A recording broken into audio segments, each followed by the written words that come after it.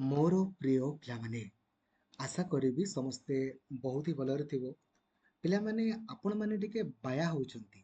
ବାୟା ଆପଣମାନଙ୍କ ମୁଣ୍ଡରେ କିଏ କ'ଣ ଗୋଟେ ପଶେଇ ଦଉଛି। ମାନେ ଏବେ ଏଇ ପଏଣ୍ଟଟାକୁ ନେଇକି ସେମାନେ ପୁରା ବାୟା।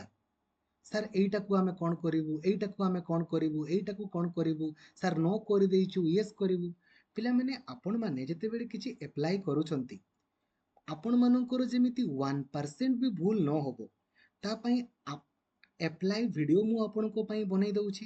ରାଇଟ୍, ବନେଇ ଦେଉଛି। କିନ୍ତୁ ଆପଣମାନଙ୍କ ପାଖରେ ଏତିକି ବି ସମୟ ନାହିଁ ଯେ ଟିକେ ଆପ୍ଲାଏ ଭିଡ଼ିଓକୁ ଟିକେ ଦେଖିଦେବି। ତାପରେ ଧରାଯାଉ ଆପ୍ଲାଏ କଲା ପରେ ତାପରେ ପୁଣି ଆଉ ଥରେ ଭିଡ଼ିଓ ବନେଇ ଦେଉଛି, ପୁଣି ଆଉ ଥରେ। ମାନେ ଯେତେ ଥର ବୁଝେଇଲେ ବି ଆପଣମାନେ ଏଇ ଜିନିଷ ଗୁଡ଼ାକୁ ବୁଝିବା ପାଇଁ ନାରାଜ। ମାନେ ଖାଲି ବାୟା ହେବା ପାଇଁ କିଏ କ'ଣ ପୁରେଇ ଦେଉଛି ଆପଣଙ୍କ ମୁଣ୍ଡରେ, ଆପଣଙ୍କୁ ହିଁ ଜଣା। ଆରେ ଭାଇ, କ'ଣ ଅସୁବିଧା ଆପଣଙ୍କର ହେଉଛି? ପିଲାମାନେ, ଆପଣ ଯଦି ଜାଣିନାହାନ୍ତି ପଚାରିବେ ତ ଆପଣଙ୍କୁ ସେଥିପାଇଁ ପୁରା ଭିଡ଼ିଓ ବନେଇ ଦିଆହେଉଛି। ଏଇଟା ହେଉଛି ସ୍ପେଶାଲ ରିଜର୍ଭେସନ୍, ଅର୍ଫାନ୍। ଏଗୁଡ଼ାରେ କୌଣସି ବି ଜାଗାରେ ଆପଣଙ୍କୁ ଟିକ୍ କରିବାର ନାହିଁ, କିଛି ବି କ୍ଲିକ୍ କରିବାର ନାହିଁ। ଆପଣଙ୍କୁ ଭିଡ଼ିଓ ଆପ୍ଲାଏ ଭିଡ଼ିଓ ମାଧ୍ୟମରେ ବତେଇଦେଲି ଯେ ଏଗୁଡ଼ାରେ ଆପଣଙ୍କର କିଛି ବି କ୍ଲିକ୍ କରିବାର ନାହିଁ। ଅର୍ଫାନ୍ ମାନେ ଯାହାଙ୍କର ବାପା ମା ନାହାନ୍ତି, ତ ଏଠି ଟିକ୍ କରିବେ କି ଆପଣ? ଗ୍ରୀନ୍ ପାସେଜ୍ ସ୍କିମ୍ ଏଇଟା ଓଡ଼ିଶାରେ ଅଛି, ଯାହାଙ୍କର ବାପା ମା ନାହାନ୍ତି। ଏଇ ଯେଉଁମାନେ ଆପଣଙ୍କର ଚାଇଲ୍ଡ କେୟାର ଘରେ ରୁହନ୍ତି, ଦେଖିଥିବେ ନା ଆପଣଙ୍କର ଜରାଶ୍ରମ ଟାଇପ୍ର, ସେଇମାନଙ୍କ ପାଇଁ ଏଇଟା।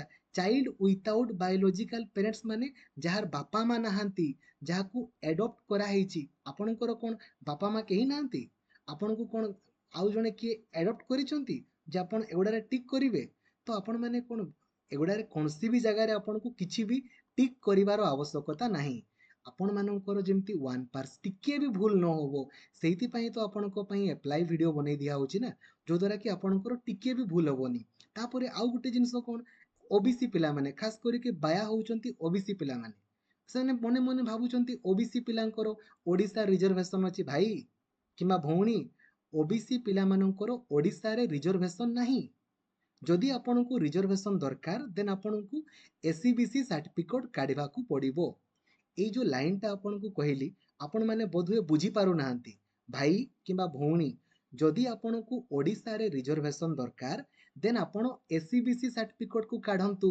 ଏସିବିସି ସାର୍ଟିଫିକେଟ୍, ଯଦି ଆପଣମାନେ ଏସିବିସି ସାର୍ଟିଫିକେଟ୍ କାଢ଼ିପାରିବେ, ତେବେ ହିଁ ଆପଣମାନେ ଏସିବିସିରେ ଆପ୍ଲାଏ କରନ୍ତୁ। ଯଦି ଆପଣମାନେ ଏସିବିସି ସାର୍ଟିଫିକେଟ୍ କାଢ଼ିପାରିବେ ନାହିଁ, ଦେନ୍ ଆପଣମାନେ ଜେନେରାଲରେ ଆପ୍ଲାଏ କରନ୍ତୁ। ଏଇ ଯେଉଁ ଲାଇନ୍ଟା ଆପଣଙ୍କୁ କହୁଛି, ବୁଝିବାରେ ଆପଣଙ୍କର ଅସୁବିଧା ହେଉଛି କି? କ'ଣ ଅସୁବିଧା ହେଉଛି ଆପଣଙ୍କର ବୁଝିବାରେ? ଓବିସି ପିଲାମାନଙ୍କୁ କହୁଛି, ଯଦି ଆପଣମାନେ ଏସିବିସି ସାର୍ଟିଫିକେଟ୍ କାଢ଼ିପାରିବେ, ତେବେ ହିଁ ଏସିବିସିରେ ପକାନ୍ତୁ।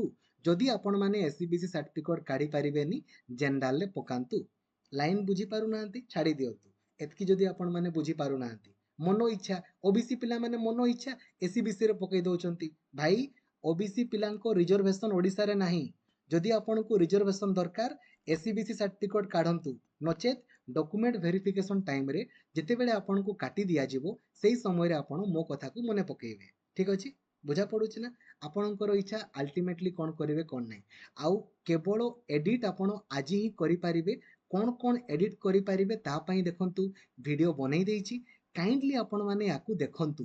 ଆଉ ଏଇ ଯେଉଁ ଜିନିଷ ଆପଣଙ୍କ ରହିଲା ସ୍ପେଶାଲ ରିଜର୍ଭେସନ୍, ଏଗୁଡ଼ାରେ କୌଣସି ବି ଜାଗାରେ ଆପଣଙ୍କର ଟିକ୍ କରିବାର ଆବଶ୍ୟକତା ନାହିଁ। କିଛି ବି ଜାଗାରେ କ୍ଲିକ୍ କରିବାର ଆବଶ୍ୟକତା ନାହିଁ। କ୍ଲିକ୍ ମାନେ ଏଥିରେ ଛୁଇଁବେନି ପିଲାମାନେ, ଛୁଇଁବେନି। କୌଣସି ବି ଜାଗାରେ ଛୁଇଁବା ଦରକାର ନାହିଁ, କିଛି ବି କରିବା ଦରକାର ନାହିଁ। ଯେମିତି ଅଛି ସେମିତି ରହିବ, ସବୁଗୁଡ଼ା ନ ରହିବ। ଠିକ୍ ଅଛି? ହେଲେ ବି ଯଦି ଆପଣ ବାୟା ହେବେ, ଦେନ୍ ଆପଣଙ୍କୁ ଆଉ କେହି ବୁଝେଇ ପାରିବେ ନାହିଁ। ଆପଣଙ୍କୁ ସୁନିଶ୍ଚିତ ବିଏଡ୍ ପରୀକ୍ଷାରେ କ୍ୱାଲିଫାଇ କରିବାର ଅଛି। ୟୁଟ୍ୟୁବରେ ସର୍ଚ୍ଚ କରନ୍ତୁ BEd planning video by Lakshmidhar sir. ଆଉ ଏଇ ପ୍ଲାନିଂ ଭିଡ଼ିଓକୁ ଆପଣ ଦେଖନ୍ତୁ। ଯେମିତି ମୁଁ ଆପଣଙ୍କୁ କହିଛି ସେମିତିକା ୱେରେ ପଢ଼ନ୍ତୁ। ବାଇ ଡିଫଲ୍ଟ କ୍ୱାଲିଫାଇ କରିବେ। ଆପ୍ଲିକେସନରେ ବର୍ତ୍ତମାନ 42 ଥର ସିଲାବସ୍ କଭରେଜ ଚାଲିଛି।